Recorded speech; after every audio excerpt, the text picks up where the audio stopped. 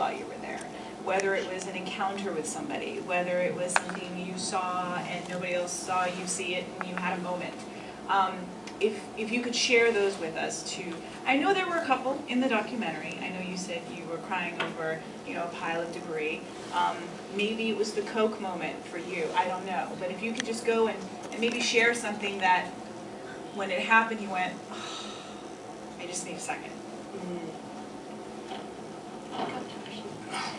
Well, there was, for me, there was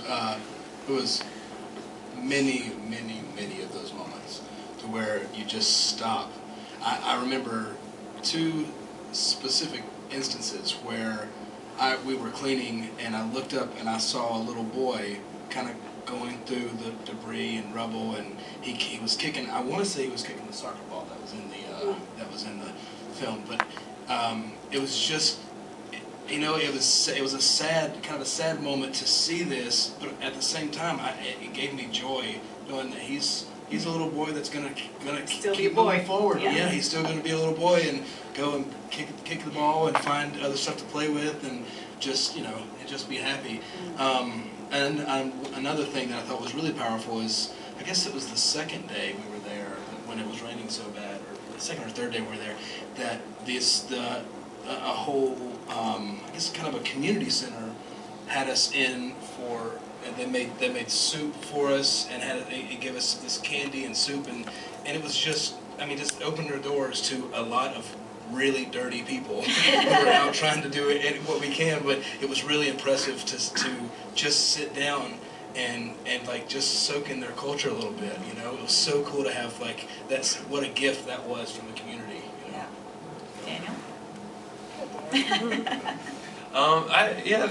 The moment at the very end of our volunteering with the family bringing the Coke, I mean, it seems like such a, it's Coke, you know, it's refreshing, but they just, you know, it seems so small, but it's you know, so they probably thought, like, these people are thirsty and need some energy, and I was finishing up something and noticed them.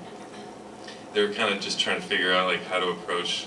You know, I'm taller than them, hairy and scary. I don't know. But you were a dirty foreigner. Yeah. So it was. I kind of saw what they're doing, and it was really just. It was touching to see them, you know, negotiate this, and, you know that they took time out of their day and lives to just try to be nice and helpful, and it was really nice. There was also this other lady that, I think she lived right by that block that we were digging out the trenches, and she was just very smiley and saying hi all the time, and one day I think she figured out, or had someone translate just "where are you from," and she wrote it on her hand to remember it, and she went by to each person and looked on her hand and said, "Where are you from?" And, like, that was the extent of the conversation, but it was amazing. She just wanted to engage with the people that were helping near her home. So. I have many, again, but there's two. I don't like to choose one. We are open to two.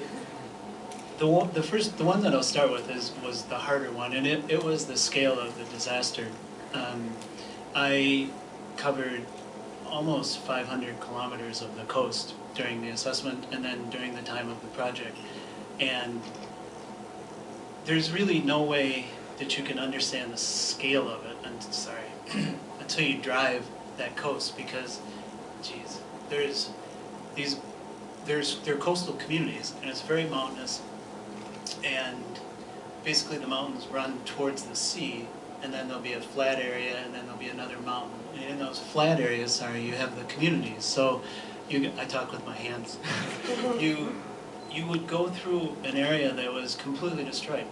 It's just, the buildings are gone, and then further inland there would be an area where the houses were badly affected, and then there would be an area like where we were working, where we were helping rehabilitate houses. But you would go from that community up a hill, through a tunnel, down a hill, and there'd be another one. And it would be the exact same. You could change the names of the cities and the size of the populations, but the destruction was just so big and huge. And then one of the things is standing in the middle of the Ricos and Takata. Ricos and Takata is sort of in a more bowl. It's a big open valley, and there was a lot of news about Ricos and Takata. And unless you were standing in the middle of that flat area in Ricos and Takata, you just couldn't get the scale of just that city, and it was only one city. And then just one piggyback thing on that was the tsunami wells, and they had amazing science, they have amazing resources, and they spent billions of dollars along the coast to protect them from tsunamis because they're a tsunami-prone area. But you could look at these tsunami wells, and some of them were half the size of you could drive 2 cars through them, on the inside of them. And the tsunami well would be erect, and then canted, and then off-kilter, and then down on its side, and then just missing.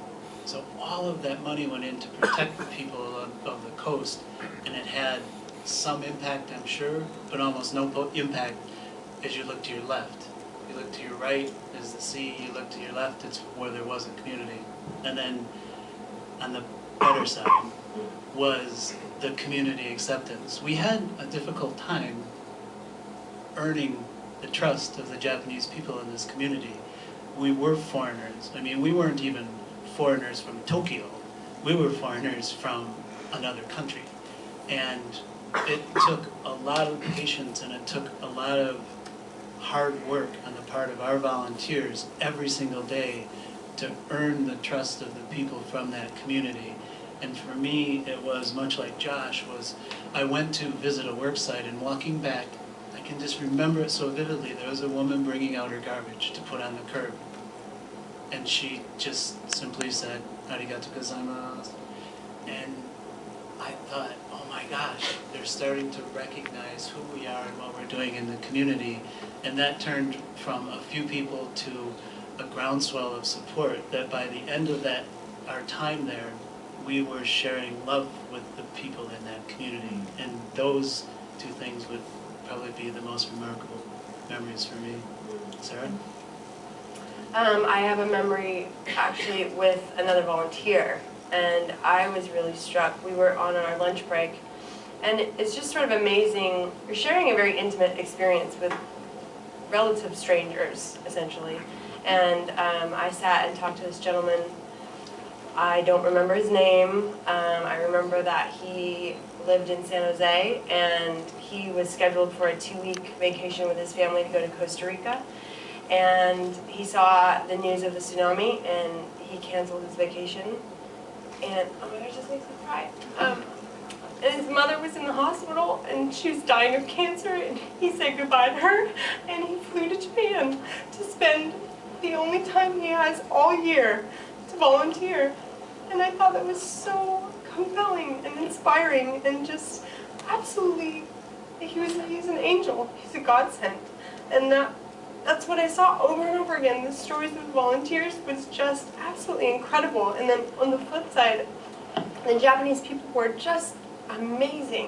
One story after another of just the most generous, kind, gentle, beautiful spirits. And it was absolutely amazing. And I would go back tomorrow and do it all over again for 10 times as long. We were only there for 3 days. You know, it looks like a long time, but there are people that stayed there for months and months and months, and they do that all over the world. In Haiti, there were people that spent how many months? I mean, are still there, maybe? So it's just an amazing experience, and what I took from this was feeling very compelled to sort of not preach, but encourage a call to action just to participate. Whatever, it doesn't mean you have to fly to Japan, but to get involved in some sort of volunteer organization, and All Hands happens to be, a favorite of mine. But there is a change to be made in the world, and it can only happen if you start to be proactive about it. So that's what I took from this experience. And then I cried.